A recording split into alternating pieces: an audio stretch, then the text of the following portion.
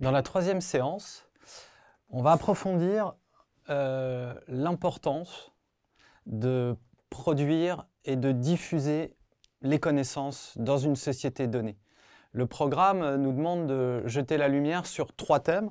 D'abord le thème de l'alphabétisation. Qu'est-ce que c'est qu'éduquer une population en s'intéressant particulièrement à la question de l'alphabétisation des femmes. Ensuite, la manière de produire la connaissance, comment ça s'élabore dans les cercles scientifiques, avec notamment pas mal d'échanges entre les communautés de savants. On prendra l'exemple de la radioactivité. Et enfin, l'importance de faire circuler les connaissances et ceux qui les portent, notamment les étudiants, à travers l'exemple de l'Inde, des étudiants indiens réputés pour leur qualité d'informaticiens notamment, d'ingénierie informatique, dans le monde entier. Donc 3 besoins essentiels pour tout État. Le premier besoin essentiel, c'est éduquer une population, l'alphabétiser. Qu'est-ce que c'est que l'alphabétisation? Tout simplement, c'est le fait d'apprendre à lire et à écrire à des populations qui n'étaient pas capables de le faire. Alors, ça paraît peut-être une évidence aujourd'hui.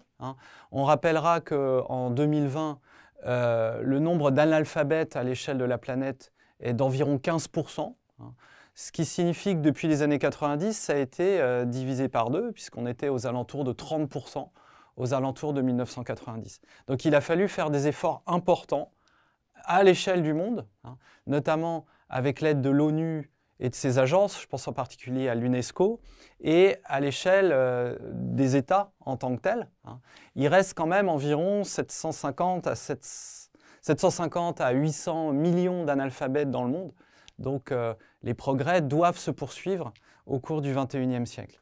Prenons l'exemple de l'alphabétisation des femmes, qui est particulièrement importante pour initier un processus de développement.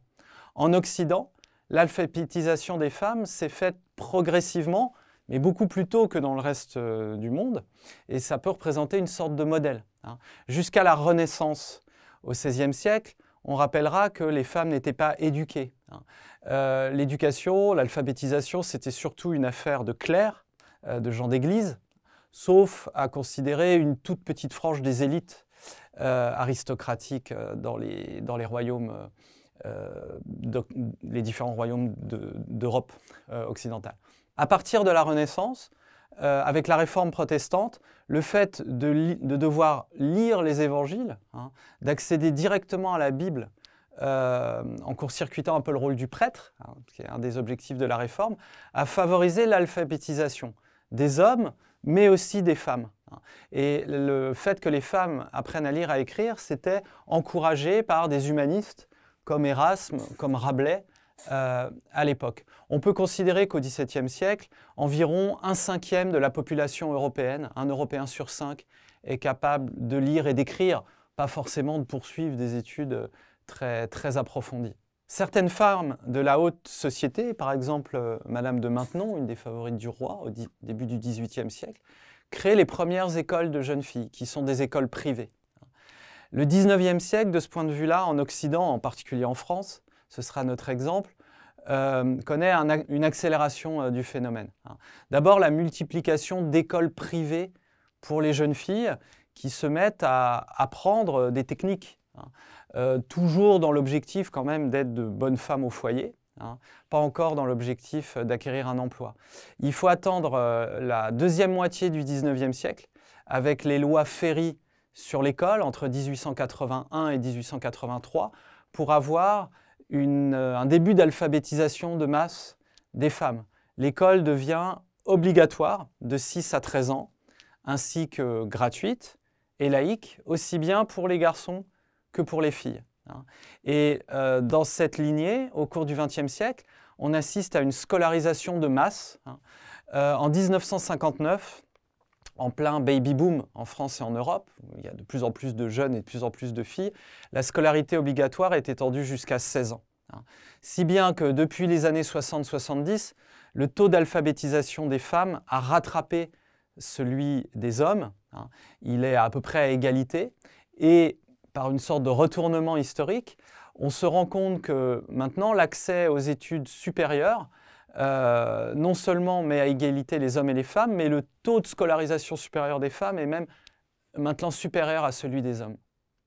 On s'est rendu compte, à l'image des pays occidentaux, que l'alphabétisation des femmes dans le tiers-monde était devenue un levier essentiel de développement économique et social. Pourquoi? Parce qu'une jeune fille alphabétisée, elle peut espérer préparer un métier, obtenir un emploi. À partir de ce moment-là, on va voir le taux de fécondité baisser progressivement. Avec la baisse du taux de fécondité, c'est la situation démographique d'ensemble qui s'améliore, notamment avec la baisse du taux de mortalité infantile, moins de 1 an, et juvénile, moins de 5 ans. Parallèlement, vous avez souvent un mouvement d'émancipation de la femme qui l'accompagne, qui va partir de l'espace rural pour la ville, qui va aller vivre en ville, donc qui va échapper au carcan de la tradition, qui va pouvoir choisir davantage sa vie, s'émanciper. Et si l'État accompagne par sa législation ce mouvement, par exemple en reculant l'âge légal au mariage, ou en autorisant la contraception, l'avortement, comme ça a été le cas par exemple en Tunisie dès 1973 avec la promulgation du Code du statut personnel, on a un processus de développement qui s'enclenche. Aujourd'hui, le grand espoir de la communauté internationale, et notamment de l'UNESCO, c'est que le taux d'alphabétisation des jeunes femmes entre 15 et 24 ans est désormais, donc pour 2018, de 90%. Ça veut dire que les jeunes générations de filles sont beaucoup plus alphabétisées. En 1975, le taux était seulement de 70%. L'alphabétisation des jeunes filles est donc un grand espoir pour le développement. Une petite nuance quand même à ce tableau, bien meilleur, le fait que les 3/4 des analphabètes aujourd'hui sur la planète sont des femmes. On en compte environ 500 millions sur une population mondiale de presque 8 milliards d'habitants.